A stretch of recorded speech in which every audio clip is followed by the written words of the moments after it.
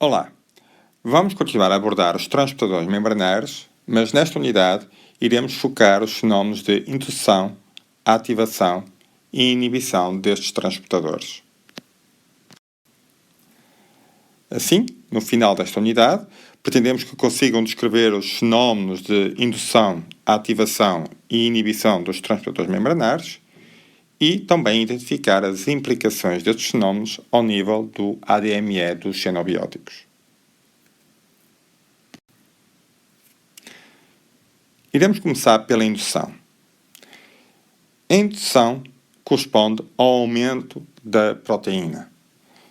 Se focarmos na glicoproteína P, corresponderá ao aumento da quantidade de proteína da glicoproteína P ao nível das membranas, o que levará a um aumento da sua atividade de efluxo dos xenobióticos. O processo de indução ocorre sempre um aumento da transcrição, ou seja, há um aumento da síntese do RNA mensageiro, que levará ao aumento da proteína e também da colocação da proteína ao nível da membrana. Assim, ao termos mais proteína ao nível da membrana, teremos maior atividade de efluxo da mesma e, com isso, uma redução dos níveis de xenobióticos no interior das células. Há vários compostos descritos com capacidade de induzir a glicoproteína P. Alguns deles estão aqui referidos como a miodarona ou a beta-metasona. E também há alguns xenobióticos que são descritos com essa capacidade, para além destes fármacos. Temos a aflatoxina B1, o benzoapireno ou mesmo a cafeína. Em termos terapêuticos, a indução da glicoproteína P ao nível da barreira hematoencefálica tem sido descrita como uma possível abordagem terapêutica para o tratamento da doença de Alzheimer. Na realidade, a glicoproteína P pode ter um papel fundamental ao fazer o efluxo da proteína beta-amiloide e, com isso, reduzir a progressão da doença de Alzheimer.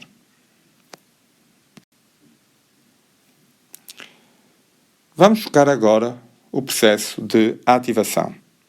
Este processo foi recentemente descrito na literatura e temos como exemplo aquilo que ocorre por ação dos compostos denominados tioxantonas. Temos aqui alguns exemplos destas tioxantonas. E essas tioxantonas têm a capacidade de aumentar a atividade da glicoproteína P sem que ocorra um aumento da quantidade da proteína expressa. Ou seja, estes compostos vão interagir diretamente com os locais ativos da glicoproteína P e levar a que esta tenha uma maior capacidade de fazer o efluxo dos seus substratos. Esta alteração deve-se a uma alteração da conformação do local ativo e, com isso, à indução, então, da atividade da glicoproteína P. Este aumento da atividade pode ser bastante importante no tratamento de intoxicações, pois a administração de um ativador da glicoproteína P levará a uma rápida ação da mesma, com diminuição dos níveis do xenobiótico tóxico dentro das células e mesmo do organismo. Por último, iremos referir o fenómeno de inibição. A inibição, por exemplo, da glicoproteína P, tem sido sugerida como um possível adjuvante no tratamento anticancerígeno e antibacteriano. Na realidade, ao inibirmos a glicoproteína P, reduzimos a sua capacidade de efluxo e, com isso, há um aumento dos xenobióticos terapêuticos dentro das células e da sua atividade farmacológica.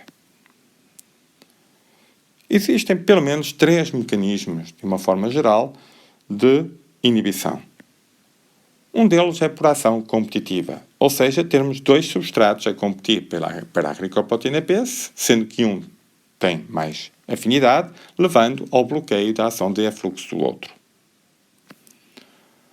Um outro mecanismo de inibição ocorre por inibição da hidrólise do ATP. A glicoproteína P funciona por transporte ativo, ou seja, com consumo de ATP. Ao inibirmos a hidrólise do ATP, inibimos a sua atividade. Por último, um mecanismo mais recente decorre de uma alteração da integridade da membrana fosfolipídica. Essa alteração da integridade parece reduzir a capacidade de efluxo da glicoproteína P, procedendo assim a uma inibição desta proteína. Em termos de inibidores, podemos dizer que temos 4 gerações de inibidores da glicoproteína P. A primeira geração corresponde a fármacos já existentes no mercado e que têm também a capacidade de inibir esta proteína. Alguns exemplos são como o verapamil ou a ciclosporina A.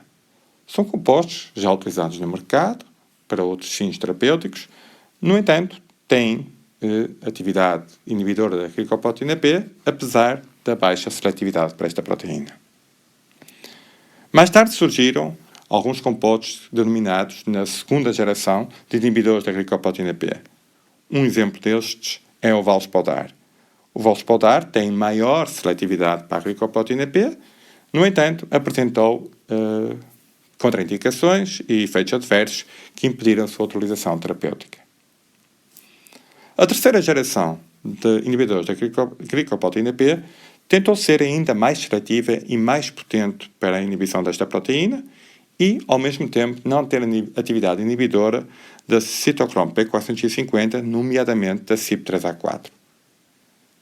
Infelizmente, ocorreram efeitos adversos graves e também interações farmacocinéticas importantes que impediram a utilização do zolzuquidar e do elaquidar enquanto inibidores da glicoproteína B a nível terapêutico.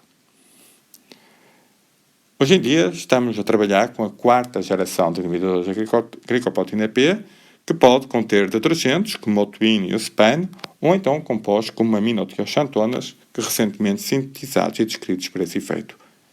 Estes compostos interferem com a integridade da membrana e, com isso, acabam por interferir com a atividade da glicoproteína B e estão a ser sujeitos a estudos para verificar a sua possível utilização terapêutica.